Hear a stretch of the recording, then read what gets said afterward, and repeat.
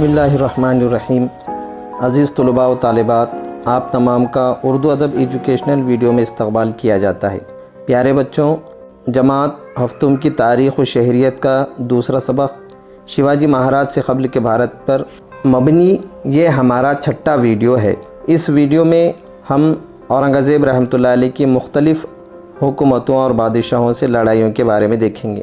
تو سب سے پہلے آہوموں کی لڑائی۔ 13ویں صدی عیسوی میں شان نامی فرقے کے لوگ برہم پتر ندی کی وادی میں رہائش پذیر ہوئے۔ یہاں انہوں نے اپنے اقتدار قائم کیا۔ مقامی لوگ انہیں آہوم کہتے تھے۔ اورنگزیب رحمۃ اللہ علیہ کے دور حکومت میں آہوم طویل عرصے تک مغلیہ حکومت سے برسر پیکار رہے۔ مغلوں نے آہوموں کے علاقوں پر حملے کیے۔ گدادر سنگھ کی قیادت میں آہوم متحد ہو گئے۔ فوج کے کمانڈر لاچت بڑپھوکن نے مغلوں کے خلاف سخت جدوجہد کی۔ انہوں نے مغل فوج کے خلاف گوریلا طریقے جنگ کا استعمال کیا۔ اس جدوجہد کی وجہ سے مغلوں کے لیے آسام میں اپنے اقتدار کو مستحکم بنانا ممکن نہ ہو سکا۔ اب ہم دیکھیں گے اورنگزیب رحمۃ اللہ علیہ کی سکھوں سے لڑائی۔ سکھوں کے 90 مذہبی رہنما گرو تیغ بہادر نے اورنگزیب کے ناقابل برداشت مذہبی طرز عمل کے خلاف سخت ناپسندیدگی کا مظاہرہ کیا۔ اورنگزیب نے انہیں قید کر کے 1675 عیسوی میں ان کا سر قلم کروا دیا۔ ان کے بعد گرو گوبند سنگھ سکھوں کے رہنما بنے۔ گرو گوبند سنگھ نے اپنے پیرووں کو متحد کر کے ان کے جنگجویانہ رجحان کو بڑھاوا دیا۔ انہوں نے جنگجو سکھ جوانوں کی ایک جماعت تیار کی جسے خالصہ جماعت کہتے ہیں۔ آنند پور ان کا اہم مرکز تھا۔ اورنگزیب نے سکھوں کے خلاف اپنی فوج روانہ کی جس نے آنند پور پر حملہ کیا۔ سکھوں نے پرزور مزاحمت کی لیکن ناکام رہے۔ اس کے بعد گرو گوبند سنگھ جنوب کی طرف چلے گئے۔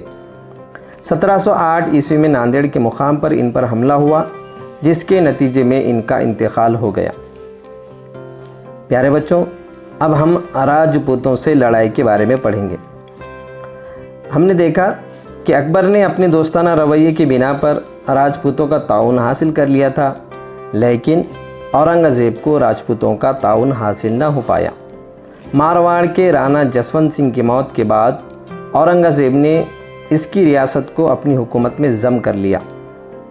درگا داس راٹھوڑ نے جسونت سنگھ کے کمسن بیٹے اجیت سنگھ کو مارواڑ کی گدی پر بٹھا دیا۔ درگا داس نے مغلوں کے خلاف جدوجہد کی۔ درگا داس کی مزاحمت کا مقابلہ کرنے کے لیے اورنگزیب نے اپنے شہزادے اکبر کو مارواڑ روانہ کیا، لیکن شہزادہ اکبر خود راجپوتوں سے مل گیا اور اورنگزیب کے خلاف بغاوت کر دی۔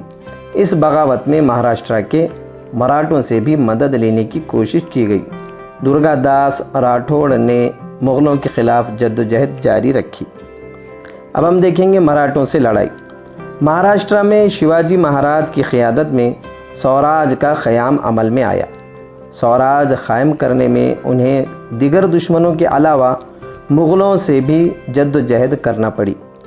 ان کی یعنی شیواجی مہاراج کی موت کے بعد پورا جنوبی بھارت فتح کرنے کے مقصد سے اورنگزیب رحمۃ اللہ علیہ دکن میں داخل ہوئے، لیکن مراٹھوں نے سخت جدوجہد کی اور اپنی آزادی کی حفاظت کی۔